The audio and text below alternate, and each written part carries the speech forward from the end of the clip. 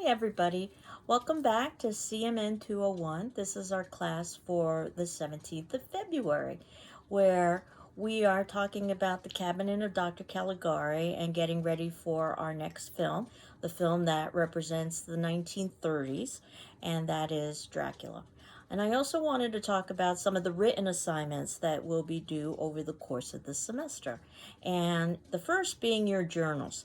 And now that we've transitioned from the introductory part of the class where we sort of established what media and popular culture is and what horror film is and some of the scholarship that's been done with horror film, now we're actually watching horror films, and I divided the class mostly up into decades to illustrate how that particular film is particularly resonant for that decade. But that's not to say that we can't universalize it beyond that particular decade. But in some ways, these horror films serve as a kind of historical analysis of the time period, and specifically some of the fears and anxieties of the populace during that time period. So now that we're actually watching films, we first began with The Cabinet of Dr. Caligari, which is arguably the first feature-length horror film that was ever made, and I'm using that film to represent the 1920s. And your journal for that will be due on the 24th of February, which is a Wednesday by 11:59 p.m. or midnight.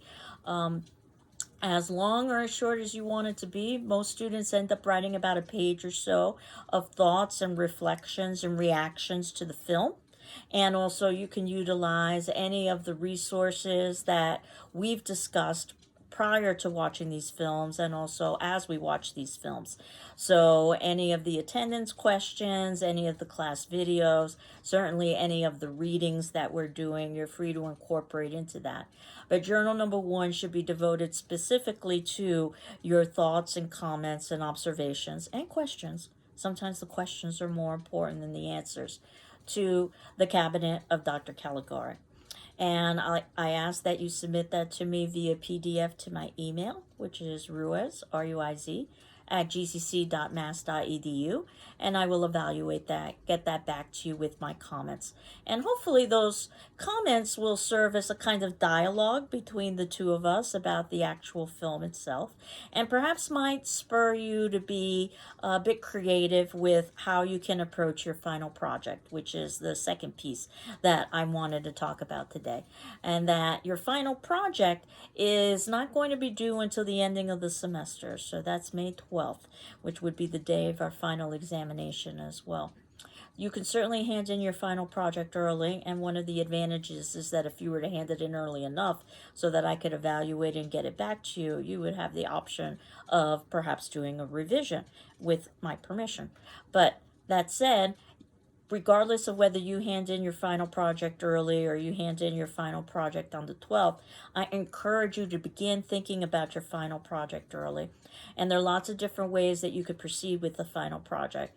What I've done is I've put the handout that I normally would have given to the class about the final project in the top folder above in syllabus and other documents on our Moodle site that talks a little bit about the final project. And I also wanted to read you that handout as well so that you could get a sense as to what my thinking was with that final project.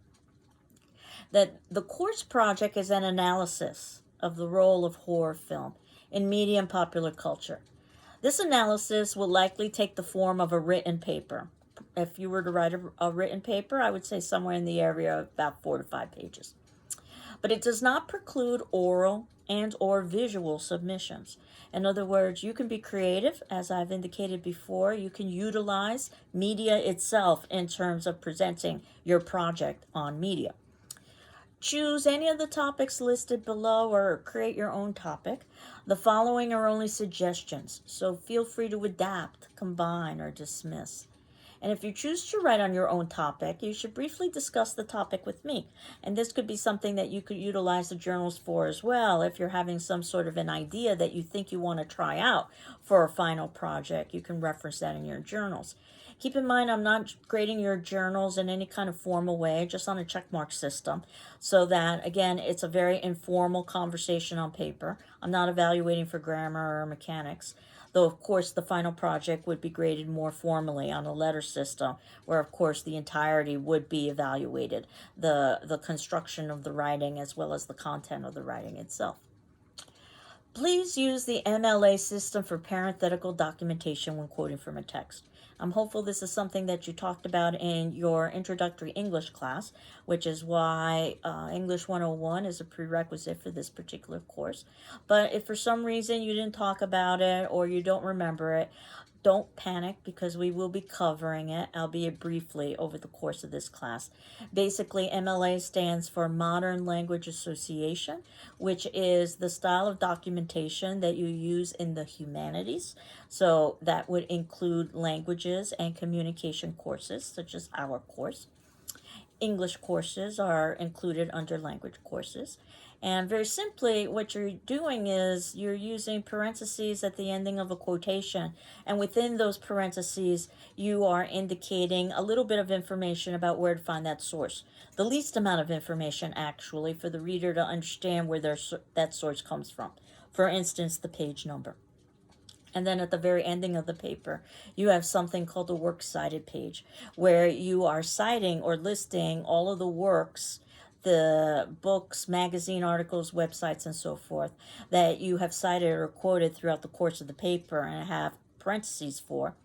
And you list that in your works cited page in alphabetical order by the name of the author, by the author's last name, and all of the details of where to find their particular work. So not just the title, but the place of publication, the publisher, and all of the rest. So in other words, within the body of the paper, you don't have to write out all of this information.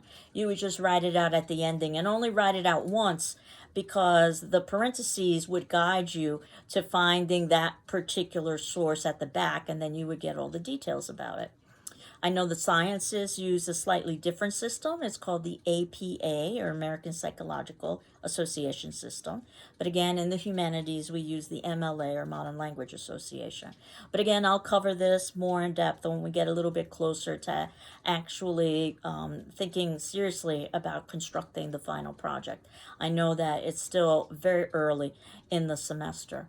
And in fact, the syllabus has some suggestions for paper formatting specifications, just some of the standard criteria. The paper should be double spaced, 1-inch margins, things of that nature. Again, according to MLA guidelines that you probably discussed in English 101, but I am going to review it as well. So some possible topics or ideas that you could play with. And these are only ideas. Again, I'm really encouraging you to be as creative as possible. I think I've shared with you that I've had students write short stories. I've had students create their own horror films. There are lots of different ways that you could go about doing such a thing, as long as it's related to the idea of horror film in media and popular culture, which is the theme that we're working with. So you could always talk about symbolism, and that's one of the things that we talked about in terms of horror film, especially horror films that are worth analytic study, the kinds that we'll be studying in class, in that they are representational. And that certainly we can read them literally, but they oftentimes are symbolic in the ways that a piece of literature can utilize symbol and metaphor in order to give a broader message. So you could focus on a particular film, let's say something like The Cabinet of Dr. Caligari, and analyze the specific symbolism within the film. And I'll actually talk a little bit about some of the symbolism in the film, but certainly if you wanted to do a more in-depth investigation of Dr. Caligari, let's say, or any of the other films that we're watching over the course of the semester, that could be a topic. Something else you could talk about is the idea of popularity. And remember, this is a popular culture class. Discuss why and how horror films are popular in our culture. So in this particular instance, you're taking a much broader approach to talking about the genre of horror film, almost like we did at the very beginning of this semester. Or history. Examine the historical progression of horror film in our culture. I very deliberately put our class in chronological order so that you could see a kind of historical progression. or fears and anxieties. Examine how and why horror films express social and cultural fears and anxieties, which is what the text that I had assigned for the class basically are maintaining. And I think you can definitely see that with something like The Cabinet of Dr. Caligari and the other films that will be coming up over the course of the semester. So again, those are merely ideas with the final project. And ultimately, there will be a final exam in the class. It will be open book, open note. You'll have 24 hours in order to complete that final exam. That final exam will be on the 12th of May. And you can utilize all of the resources from the class. So that includes your journals. So I'm hopeful that your journals can also serve as a kind of running commentary of what it is that we've done in the course, so that you can refer back to them in terms of the final exam. So, The Cabinet of Dr. Caligari is a silent film, and silent films are a different animal altogether than talkies. And watching a silent film can be a very unusual experience if you've never had the opportunity to watch a silent film before. You really have to pay attention in a way that perhaps you don't have to pay attention when you are listening to a film, as well as also watching the visuals. And as I indicated, critic Roger Ebert, who is usually considered to be one of the premier film critics in the film industry, or I should say, or was considered since he's no longer with us, argues that this is perhaps the first horror film. And this narrator of Francis and the story frame is one of the things that I had asked you to talk about in your attendance question about what did you think about the ending or the twist ending. And I can tell you that this frame with Francis in the beginning who wants to tell his story, and it's very easy to forget that he is telling a story as we spend the most of the bulk of the movie just watching the story unfold until we return back to Francis and then find out that Francis is actually an inmate in the insane asylum, so that he's insane and his entire story therefore is questionable. He's an unreliable narrator. This is a very common technique in Gothic literature and in horror film to include a certain level of ambiguity or unreliability. It works very nicely for skeptical audiences, for audiences who don't necessarily want to embrace any kind of supernatural or otherworldly explanation. They can always explain it through a natural course of events, in this instance, insanity. And I asked you what you thought of that particular ending, and there's mixed reactions about that. I can say that that ending was not originally included when that film was first done. It was added in after the fact because the film was considered to be perhaps a little bit too political without that opening and closing. Because Dr. Caligari is oftentimes seen as a representation of German authoritarianism. So if you were to think about this film without that frame, you can think of Dr. Caligari and World War I, which is what the 1920s would have been grappling with at that particular time. Serving as a kind of dictator, if you will, hypnotizing individuals, the masses, whether it be servant Caesar or just the German populace as a whole, to commit murder against his enemies and to enact revenge. And now that you've got that frame, then of course it's a little bit less political. Though that said, there isn't any reason why we couldn't have a main character who is insane and a Dr. Caligari who also is a representation of German authoritarianism. Now, this idea of Caesar, the somnambulist, he is a sleepwalker that serves as a kind of terrifying doppelganger, this sense of double that you oftentimes find in horror films. We'll see this over and over again about making doubles. And I believe I had talked about some of the folklore associated with doppelgangers, that if you ran into your own doppelganger or double, there's all kinds of folklore stories about what that would mean.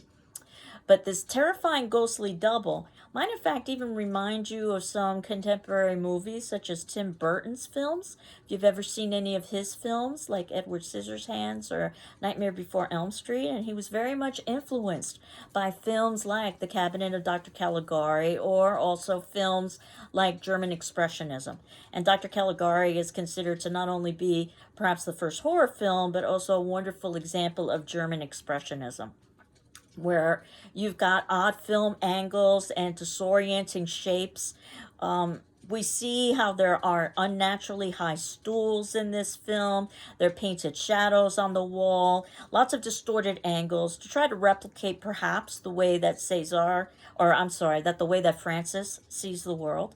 A disjointed mix of art forms, and this German expressionism that's artistically experimental could also be a commentary on German society as well. That is quite disorienting and quite uncomfortable. There's a kind of carnival funhouse atmosphere in the carnival, or in the cabinet of Dr. Caligari, and there oftentimes has been a connection with linking things like funhouses and carnivals with horror film, because there is something that seems to be somewhat insidious that can be embedded beneath that. And the silent film obviously wouldn't have a soundtrack, but we would have probably live orchestras at the time that would have been playing in order to present us with this kind of mood that I suspect would have been just as disjointed as just as much as the visuals that we see as well. This psychological landscape, the psychological mindscape. If we are looking inside the mind of a mad person, and perhaps that's the greatest horror of all, is to be insane and not to know that you are insane. And what is it like to be insane? And perhaps this film gives us a lens into that. It's almost like this dreamlike fantasy between madness and sanity. And of course, embedded within the story is that commentary about World War One, a time that was filled with madness and fear, and also death and murder, and disfigurement and mutilation as well from soldiers returning back from the war, which I think the documentary talked about, Nightmares in Red, White, and Blue, that we saw at the beginning of the semester. And this sense of disfigurement and mutilation is almost referenced, I believe, in some of the German expressionistic images that were given as well, with all of the distortions. There is this sense, too, of World War II and enforced conformity, which again I had suggested is perhaps represented by Dr. Caligari himself.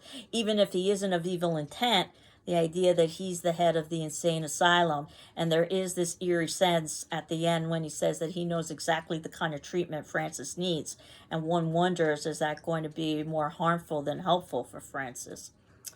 This was also a time of economic depression, mass industrialization, and repression. So you put all of those together and the terrifying reality and the major question of who is the enemy, and can you even identify the enemy? And I think you can see how this film can be seen from a symbolic or a metaphorical perspective. The first twist in the film, though, is that Caligari is some sort of a mystic, and that's the supernatural element that's embedded within this, as well as Caligari's ability to manipulate someone like César. And think about the title as a whole, The Cabinet of Dr. Caligari. And oftentimes secrets are held in cabinets, and perhaps we could even talk about the cabinet and opening the cabinet as a way of releasing the subconscious will.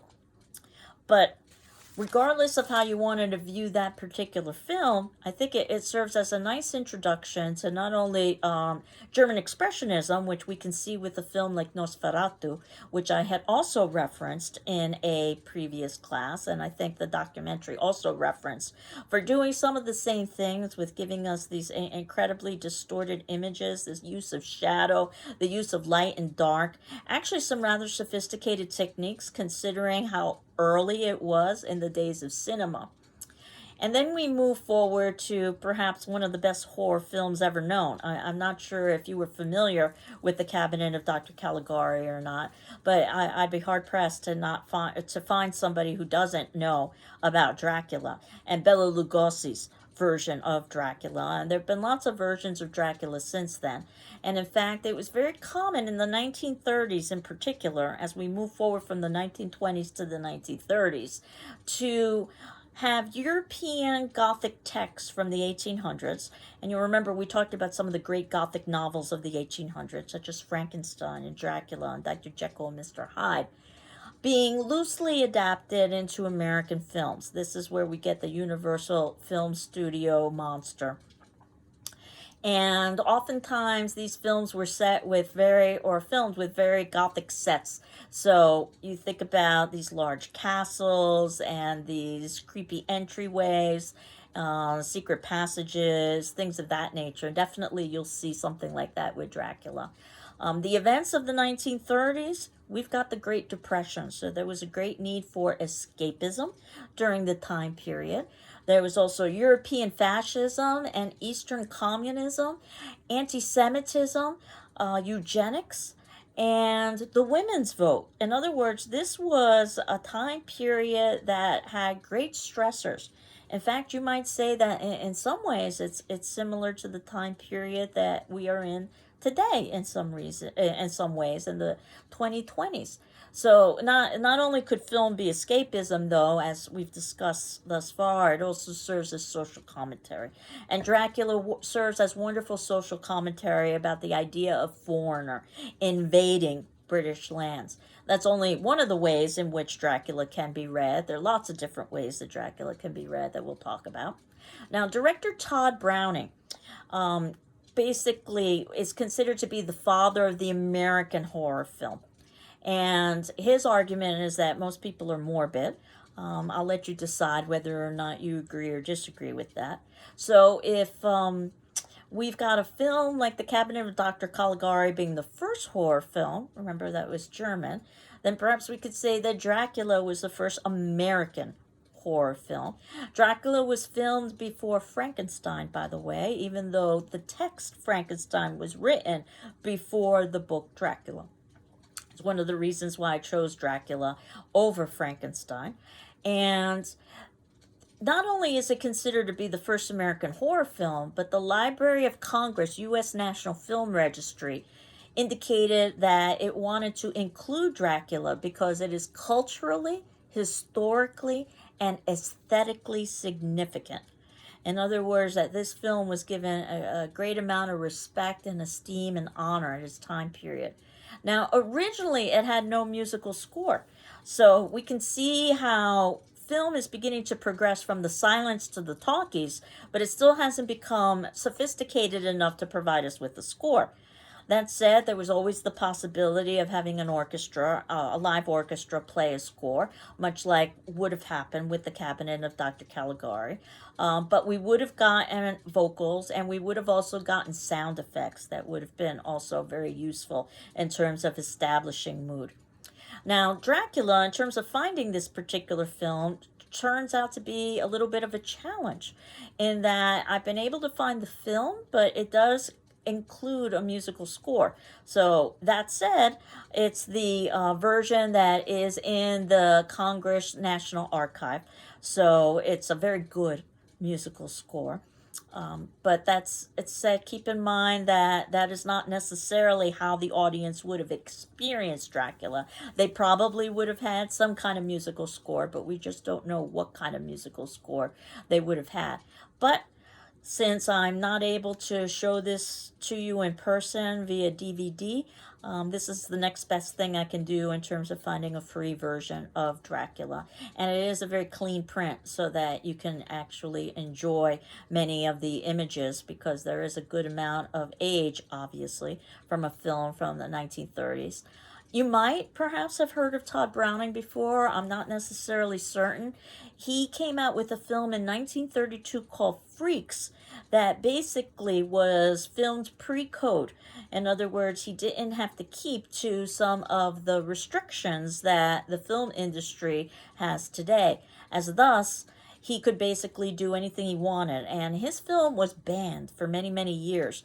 And the story of Freaks happens to be about circus freaks and the retribution that these circus freaks enact on someone who basically betrays them. The reason why the film was banned and considered to be so horrifying for its time is because Todd Browning actually cast real freaks. So the individuals that you saw had real various levels of physical disabilities, or they would have been viewed as deformities at the time period, and it was just incredibly shocking for the audience at the time.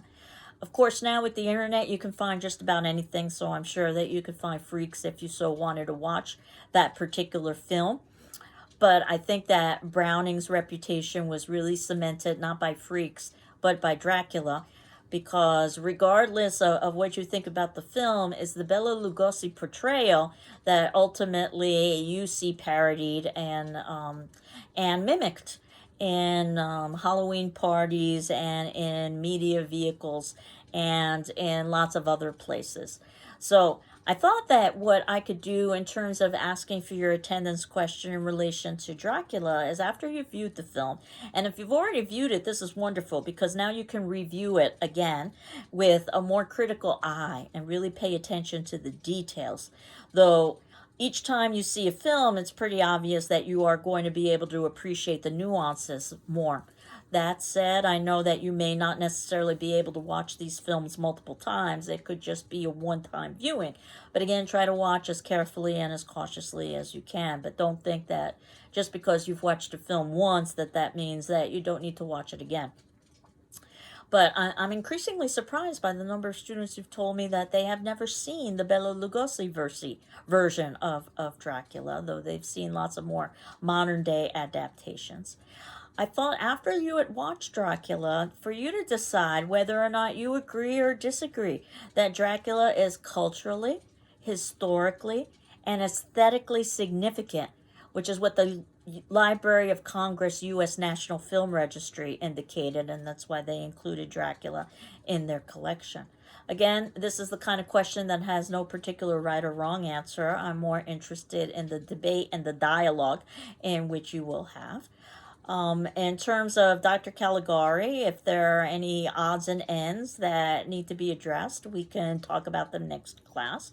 Again, your Dr. Caligari journal, which you can always submit in early, but that journal would be due on the 24th on Wednesday. And then you can see that as a class, basically, you will have a journal due each week after that on one of the films that we've watched previously and that we've had an opportunity to discuss.